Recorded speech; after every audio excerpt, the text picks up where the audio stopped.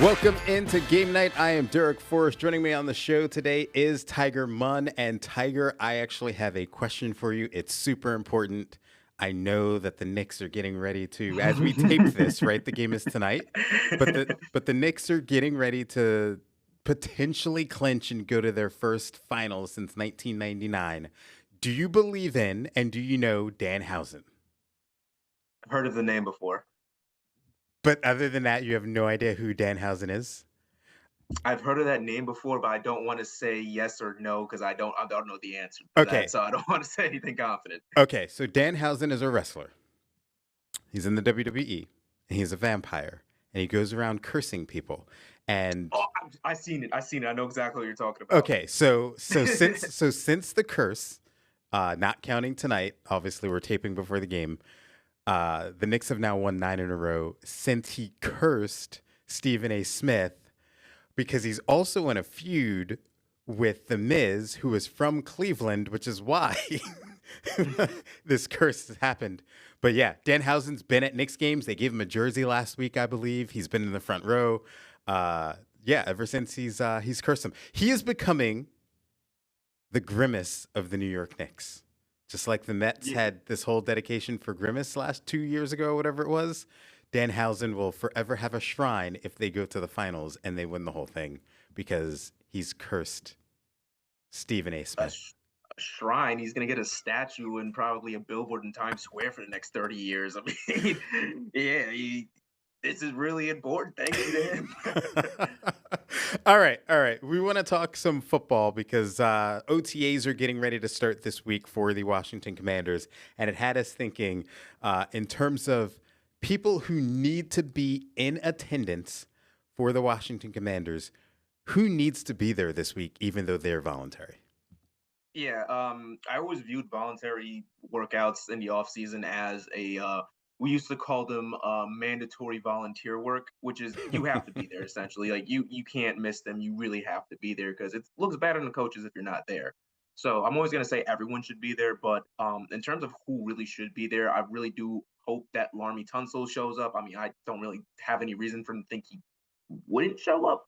But the older guys usually try to skip these workouts, do their own thing. But I really think it's important for the team this particular year to be as together as possible. So I really hope everyone shows up for OTAs, everyone's there so they can get something going during the off season. That way, when it's September, not even September, August, we can just get rolling on what we need to do for the actual season versus building relationships. And on the defensive end, I want to say Johnny Newton too, because I think it's going to be a really important year. We've always been talking about, is he going to break out? Is he finally going to take that next step to become elite for the Commanders? So I think him being there, getting extra reps, and just being with the team is going to be important. And it shows that he's taking that next maturation step in showing up for voluntary workouts. But yeah, those are the two guys I really do want to see at OTAs this coming year. So I'm right there with you, and we were talking about this earlier today as to who I was going to go with, but I kind of took the route that you said earlier. Everybody needs to be there, and that's my answer. Every single person needs to be at OTAs, and it's because they're coming off of a 5-12 year. And that's the Yes. reason, in my opinion, that this needs to happen. If they were coming off of another playoff year or 2 years ago where they were 12-5 and they went to the NFC Championship game, I would say, okay, if you're a vet like a Laramie Tunsil or a Terry McLaurin, etc., even though I feel like Terry and Jaden still need to work on their connection and their chemistry and all that stuff, you could probably take a step back and say, I'm not going to go to voluntary OTAs. I would be okay with that. But coming off of a 5-12 year, when you've got a new offensive coordinator and you've got a new defensive coordinator, I think you absolutely have to get as many reps as possible as a team. And everybody needs to be in the building. Everybody needs to be on the same page. And I think that's the only way to go. So I'm going to be highly disappointed if there is one person that isn't there, unless they have a valid excuse. Lamar Jackson missed a couple of days last week at OTAs in Baltimore, but he had valid excuses, and he was there for several days leading up to the time that they were on the field when the media was out there. So 100% because of the season that they had, because of the struggles, everybody should be at OTAs, in my opinion. Yeah, I 100% agree. Everybody should be there. I really do think it's going to be a statement for the Commanders to see how many people do show up after the season they had last year to see just, at least for me, how serious they are about improving and how serious they are about actually getting to that point. Because this is what championship teams do. They show up in the offseason when they don't have to, and they put in that extra work. So I'm really interested to see how the Commanders go about this. And again, I really hope there's everyone shows up so we don't have to do the, oh, who didn't show up to OTAs? Is there a problem there? Are they trading him and all that? Mumbo jumbo for the next few months. Yeah, you know for sure that if someone doesn't show up, there's going to be questions as to why they weren't there, etc. You know how Yeah. that works. Um, we started the show talking about the New York Knicks, but we actually want to talk about the Washington Wizards because are they becoming the hottest ticket in the NBA? The more I listen to sports talk radio and look at social media and all of this stuff, there's a lot of rumors of like, are the Wizards going to go out and get LeBron? Is he going to finish his career in Washington now because he wants to play with these guys? Or is Giannis going to end up being here in Washington? Like the fact that big names are being talked about and coming to DC, are they now becoming the hottest ticket in town? And Tiger, if you're an NBA player, would you take the bait and come to Washington considering what they're building? Um, I first want to start off with the fact that if LeBron does come to Washington, they would have had LeBron James and Michael Jordan in the twilights of their career here, which is weird. That only happened twice. It's just weird. But yeah, I do think they're becoming that kind of darling of the NBA now because of just how long they've been bad. And now that they're turning a corner and people can actually see the light at the end of the tunnel, they look more attractive to free agents and they look like they actually have a good head on their shoulders. And I think Will Dawkins has a massive part in that. Him and the moves he's made the past few years, I feel like have been excellent. They got the first overall pick. A lot of that has to do with what happened on the court, but they still have the first overall pick and they have options now. The Giannis rumors have been floating around. We can get more into that later, but they have options now, and we see it. Teams are like, we're seeing what happened to OKC. They want to kind of be on the train too with this Wizards team, and they might be able to take them over the top. A lot of people forget that CP3 was on OKC at one point. That really helped their development a lot, which helped the development in the SGA a lot too. So I do think them kind of now having hope is massive for them. They've had like guys go in and out. They had guys like CJ McCollum come in and out, and CJ McCollum's on the playoff team with the Atlanta Hawks now. But there's just so much talent around, and now the people are coming in and out of the Wizards. It's a lot more attractive than it was in years past. So you say And if sorry, I was gonna say, if I'm an NBA player, it depends on where I'm at, but I would say like if they're paying me, yeah, why not? It's not that bad. So that's what I was actually gonna lead to. You talked about we'll get to Giannis a little bit later. We're gonna get to it right now. If you're someone like Giannis, right? And we're just using him as the example, but he could be any NBA player at this point. We're both from New York and now we live in DC. Is DC attractive enough to get a player to come here? I mean, you figure they're probably not staying here, living here, etc. They're going to go back home, all that stuff. But is DC an enticing enough city for someone to want to come here? Because usually it is the Atlantas, the New Yorks, the LAs, the Miamis that kind of garner those types of athletes. So it's got to be the talent on the basketball court, unless you really think DC is like the place to be. I'm putting you on the spot. Uh, Unless DC turns into Dubai in the next like couple months, I think it's gonna stay the way it Well, is. they are What getting I we are getting the spear. We are getting the spear. So we're at least turning yeah. into Vegas a little bit. Maybe not Yeah, Dubai. yeah, closer to Vegas. But I think yeah, the court production is going to take precedent over everything else. OKC is one of the most attractive places to go to now, and it's Oklahoma City. I didn't even know where Oklahoma City was until I figured out where the Thunder was in middle school. And I can go on team from team. The Bucks were an attractive team at one point. I can keep going on. New York wasn't an attractive destination at one point because of how bad they were on the Mhm. court. So the court takes precedent over everything. And I think the Wizards do kind of have to show that they can still play. A lot of what the Wizards have right now is people putting stock into them for later on down the road for the next 2, 3 years. But eventually, you have to actually start playing for you to get to that point in 2 or 3 years. So I think they have to kind of win first. But in terms of DC being an attractive city, any city looks good, especially when you're winning games. And if they're winning games in DC, I promise you this fan base would be probably one of the biggest and loudest fan bases in the league when they start showing up. All right, we got to move pretty quickly on this one, but we also want to talk about Anthony Davis. He's obviously talked to the media a couple of times. He wanted everybody to watch his show, right? We kind of got that from his press conference, right? But he hasn't really spoken about DC like Trae Young has, or the Wizards like Trae Young has, and it's come off that he doesn't want to be here. So if we're looking at potential trades for Anthony Davis, would that be something you would do, and what would it take? We got to move pretty quickly, though. I will say yes. It depends on the asking price and if Davis wants to go there. Yeah, he's not really shown that he wants to stay in DC, but I would definitely field or hear some trades about Anthony Davis. They already have a bunch of big men on their team, and they have Alex Sarr playing the big role. And I do like a lineup where Keontae George could possibly be the power forward for the team based on how teams are kind of lining up in the playoffs this year. But yeah, I wouldn't be surprised if Anthony Davis is not a Wizard, and I wouldn't be surprised if it turns into Milwaukee and that Giannis trade could become a little bit more realistic. So I keep an eye on that. Ooh, we will keep an eye on that. All right. Coming up on the show, it's what I call the Summer of Tiafoe. Frances Tiafoe back in action. The French Open got underway earlier today. We'll talk about his game coming up next on Game Night.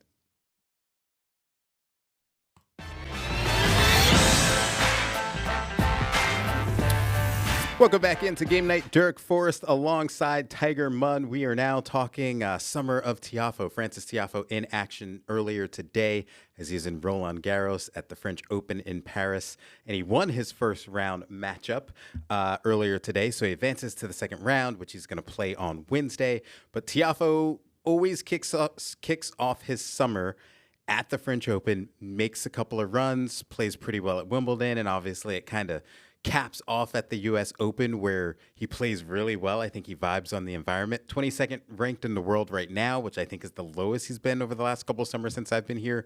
But what have you seen out of Tiafoe in the years that you've been here now and getting to see him play? I mean, he's just exciting and a ticket, a guy that gets butts in seats. Tiafoe is one of the funner tennis players we have, not only in the U.S., but definitely in the world now, too. I mean, 22nd ranked, and that being his lowest is pretty crazy when you think about it. Now, of course, we think of Tiafoe aiming more towards that top 10 player in the world status. And I really do think this summer could be the summer we really see him take not only that next step. I don't want to say next step with Tiafoe because he's gone so far, but taking the leap and bound to a guy that could be in the national conversation consistently during tennis competitions. And I'm talking about like top 10 talks with Tiafoe. He has the talent. We all know he has the talent, but sports are sports. There has to be a winner and there has to be a loser. And there's always going to be kind of that disappointing loss when you don't win it all, especially in tennis. But I do think Tiafoe is, I don't want to say turn heads this year because we all know what he can do, but I think he's going to cash that check in that we gave him earlier in his career of being one of the best, if not one of the greatest tennis players that ever picked it up. So I really do think there's going to be a good summer for Tiafoe, and I'm excited to see it. Yeah, I think the one thing about the summer is he plays on a lot of clay surfaces, and he's been outspoken about not really playing well on the clay. So, which is obviously where the French Open is on clay. That's why he plays so well at the U.S. Open because it's a hard court, or hard surface, which he plays better on. But he's still trying to become the top American and chase down Ben Shelton. And unfortunately, that power couple of Ben Shelton and Trinity Rodman gotta show some love there on the local girl as well. But yeah, Tiafoe hopefully can pull things through and have a successful summer. But again, his next match, second round, Wednesday at the French Open. All right, coming up on the show, we're going to check in with Alex Flum and Jake Rahm for their Rapid Responses segment from Undrafted Opinions. That's coming up next on Game Night.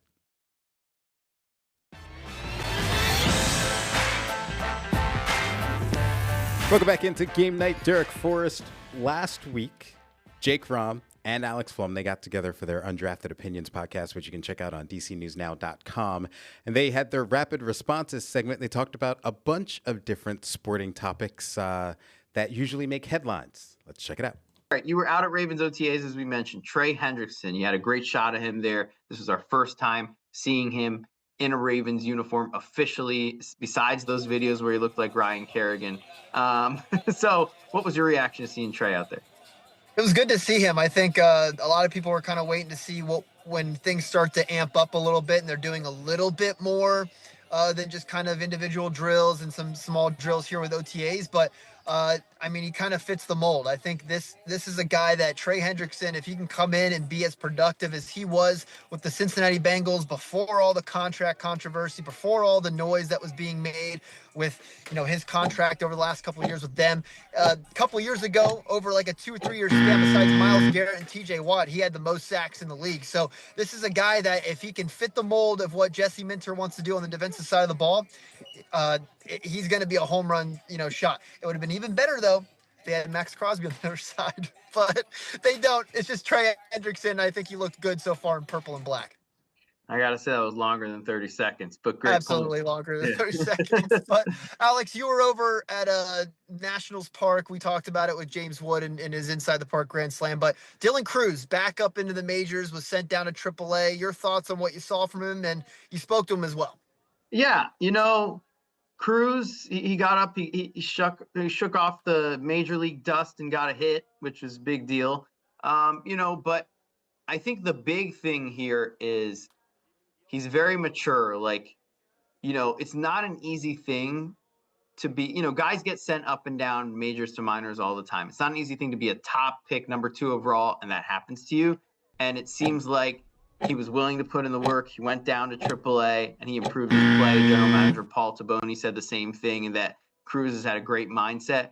So I think it just shows that the Nats have a good character, high character guy in Dylan Cruz, and he's still got a bright future with the organization.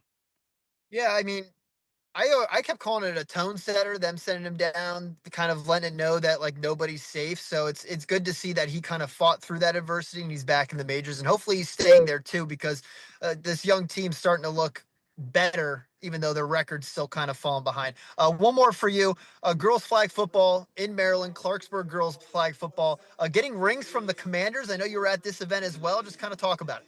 Yeah, this was all the same day. Busy day yesterday, or Tuesday, we should say. It was awesome to see, girls flag football is really growing as a sport. Of course, it's going to be in the Olympics. There's a lot of girls at the high school and college level that are playing basketball or softball or whatever, then they're trying out flag football, and they're really good. And it's awesome to see what's happening. And Gary Clark from the Commanders came out and gave some rings out, and it was just really a special event. And so cool to see the NFL embracing that sport and wanting to really grow the game. For a long time, football has kind of only been mostly accessible to boys in sports and men in sports, and it's increasing and growing the game to having it be available to more women, and it's awesome to see. Absolutely. All right, one more for you. There's a bit of a controversy. Obviously, we like to have exciting news from the NFL, NBA, whatever, and then people go out and just break it, and you hear it before. So Shams, whatever you want to call him, broke the news that SGA won MVP before the show that announced it. Is this okay to do? I mean, I don't think it is okay, but you and me, both in the media and both in journalism, nowadays, the first person that can get it out, get the video out, get the soundbite out, get the news out, is usually the one people are going to remember and come back to. So the Adam Schefters, the Shams, the Woj bombs back in the day, like those were the guys that people went to and knew that they were going to be the reliable source to break stuff that would happen. Is it ethical? Is it good for maybe some people that want to wait and watch the Amazon Prime like show of whatever? Like maybe not. But I think in the world of journalism, in the world of social media, the first person to get stuff out is usually the one that people remember the most. So I don't have a problem with it. A lot of people did, though. I'll say this, Shams, I was at the Mystics home opener and they were doing the draft lottery, and I was watching it with Tiger, and they're going pick by pick, and they get to the final four. And then before they even started like announcing who had the third pick, I get a Shams tweet, Wizards #1. I'm like, oh man, he kind of ruined the surprise. It's like used to be like watching an NFL or NBA draft on the edge of your seat, like who's the pick going to be? Who's the pick going to be? And now you just know, so it's not just Schefter. It's like so many reporters know right away. So I don't think there's anything wrong with it, because when you have information and it's confirmed, you report it.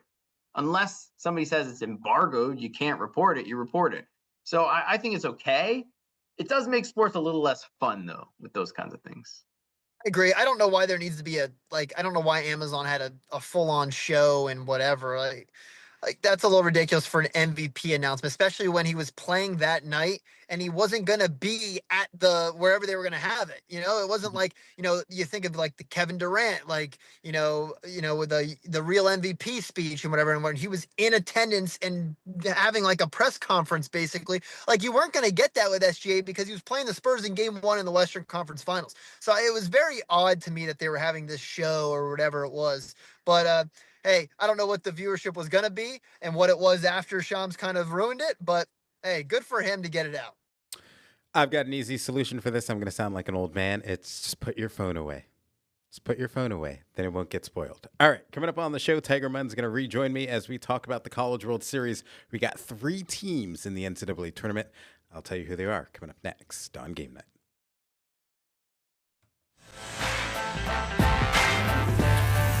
Welcome back into Game Night. Derek Forrest alongside Tiger Munn. We're talking baseball here because the College World Series is coming soon over the summer. But we know 3 baseball teams are in the NCAA tournament: Virginia Tech, Virginia, and West Virginia. They all play their first games on Friday. But wanted to talk about the College World Series in general. Tiger, what do you think of, if anything, when it comes to the College World Series? It's one of those things that's on my bucket list. I haven't been able to get there. We have about 30 seconds. Championship, college teams, and rivalries. That's all we really need to know. Always fun and love seeing it, especially in a championship game. Yeah, definitely on my bucket list. I want to get to Omaha, Nebraska. I've never gotten the opportunity. When I covered Louisville for a long time, I think I was there for 3 years. I never got put on that assignment, so I never quite made it. It's one of the few things I haven't covered. College World Series would be super cool. All right. Well, that's going to do it for another edition of Game Night. For Tiger Munn, I'm Derek Forrest. Have a good night.